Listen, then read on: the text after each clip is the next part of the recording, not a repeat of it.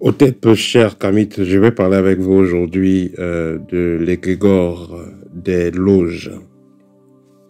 Alors, pour ceux qui ne savent pas ce qu'on appelle un égrégore c'est, on va dire, un réseau mystique et énergétique, ou alors énergético-mystique, qui est conçu ayant pour but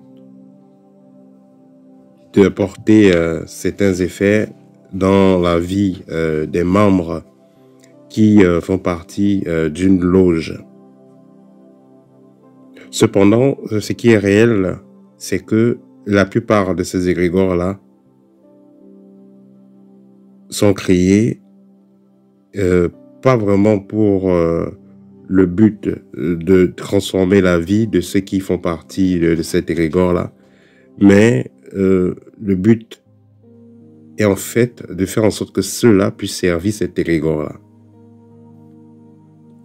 Quand vous voulez entrer dans une loge, il faut comprendre qu'il y a souvent un temps pour préparer l'adhérent ou le postulant. Ça peut prendre des mois, ça peut prendre des jours, ça peut prendre des années. Ça dépend de quel ordre vous voulez être greffé.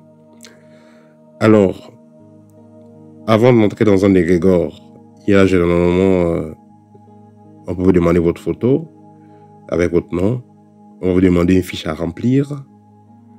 Tout ça va permettre de vous brancher à cet égrégore, à ce réseau mystique-là. Ensuite, vous aurez mystiquement une puce.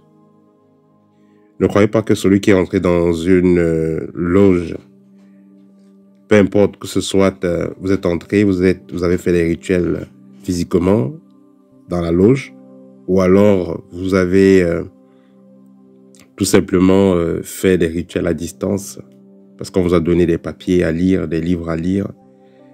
Tout ça, c'est pareil. Une fois que vous avez rempli la demande,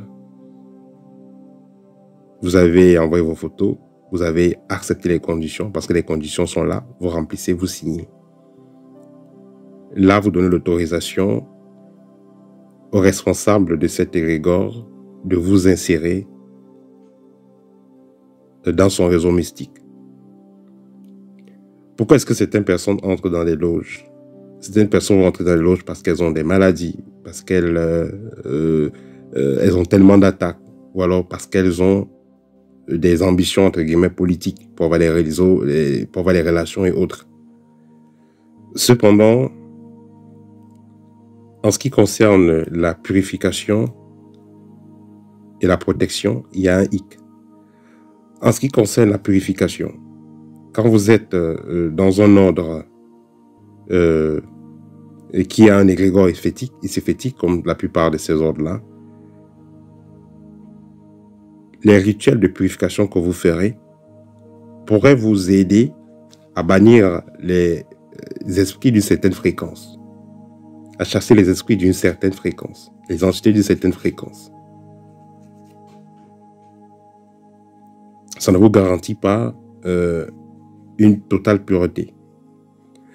En ce qui concerne la protection, ça pourra vous protéger des rituels que vous ferez. Votre égrégore pourra vous protéger contre un certain type d'entité.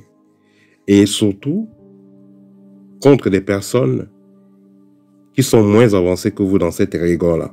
Parce que s'il y a une personne avec laquelle vous êtes en conflit, faisant partir du même égrégore que vous, étant plus avancé, alors il est clair que cette personne prendra le dessus sur vous. Parce que ce qu'il faut dire aussi, c'est que dans la plupart de ces loges, c'est l'argent qui parle. C'est pourquoi vous allez voir certains chefs d'État africains sont là depuis longtemps et continuent à faire ce qu'ils font. Un mouvement spirituel sérieux va prendre le temps, dans un mouvement sérieux, le responsable prendra le temps au moins de conseiller les membres afin qu'ils puissent présenter une vie matique afin qu'ils puissent utiliser leurs avantages sociaux pour aider la communauté et non pour se faire des poches. Donc, l'une des motivations principales dans la plupart de ces loges que vous verrez, c'est l'argent. Donc, si quelqu'un a l'argent, voilà, il a tout le soutien qu'il faut. Tandis que celui qui n'a pas l'argent, bon, c'est son problème. Il aura jeté les miettes. Dans les loges, l'égrégore agit, disons, tous les membres n'utilisent pas l'égrégore de la même façon parce qu'ils n'ont pas les mêmes clés. Celui qui est un membre ordinaire et celui qui est un membre spécial, c'est-à-dire qui fait les dons, ils n'auront pas les mêmes avantages au niveau énergétique, au niveau pratique. Cependant, comme je vous l'ai dit, une purification profonde ne peut pas être réelle pour une personne qui est liée à ces égrégores-là. Pourquoi? Parce que ces égrégores-là, vous pouvez entrer en contact pour nettoyer, chasser les fréquences basses qu'il y a dans votre environnement ou en vous ou autour de vous, mais il y a des séquelles qui vont rester.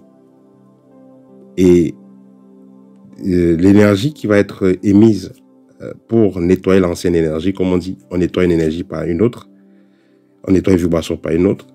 L'énergie nouvelle qui sera mise pour balayer l'ancienne deviendra vampirique elle-même avec le temps. Vous verrez souvent certains ministres, certains anciens ministres, certains anciens directeurs, des personnes qui étaient longtemps dans certaines loges. Vous verrez souvent, les gens ont du mal à rester dans leur maison. Les gens ont du mal à rester dans d'utiliser ce que ces personnes ont laissé. Les gens ont du mal à rester proches de ces personnes parce qu'à chaque fois, elles ne se sentent pas bien. Elles perdent de l'énergie. Elles ont des cauchemars. Pourquoi? Parce que l'environnement a déjà été magnétisé par le responsable de l'environnement, donc le responsable de la maison, en faisant ses rituels, soi-disant pour se protéger, pour être en connexion avec son égrégore et tout. En faisant ces rituels-là, au cours des années, a fini par imprégner fortement la maison au niveau vibratoire des énergies de son égrégore. Puisque ces égrégores-là sont des égrégores, on va dire, assoiffés d'énergie, plus vous allez prendre votre temps à faire des rites qui vous seront proposés, plus vous allez vous-même programmer votre environnement à être un endroit pour absorber les énergies.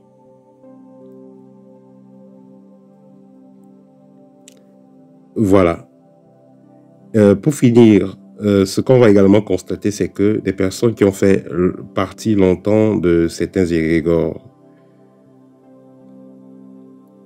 sont généralement possédées.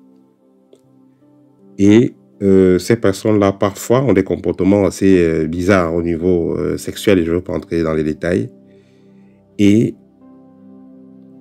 vous devez souvent vous poser la question, si une personne agit d'une façon X ou Y, quelle est la raison? En réalité, quand une personne agit d'une certaine façon, c'est parce qu'il est piloté par une certaine présence. Si vous êtes piloté par une présence matique, vous serez appelé à faire des gestes matiques, à faire des choses matiques. Si vous êtes habité par une présence icéphétique, vous serez appelé à faire des choses icéphétiques. Vous ne pouvez pas voir une centaine de personnes. Donc, si vous faites une analyse sur 100 personnes, vous voyez 100 personnes publiques en Afrique qui font partie de certaines loges, vous voyez leur comportement. Une fois que vous avez observé qu'est-ce qu'ils font pour la communauté et qu'est-ce qu'ils font pour leur propre famille Est-ce qu'ils ont des familles heureuses? Est-ce qu'ils contribuent au bonheur de la communauté? Une fois que vous aurez observé cela, vous saurez donc, est-ce que ces personnes-là appartiennent à des bons égrégores ou pas? Parce que comme on le dit souvent, on reconnaît un arbre par ses fruits. Le bon arbre fera des bons fruits, le mauvais arbre fera des mauvais fruits.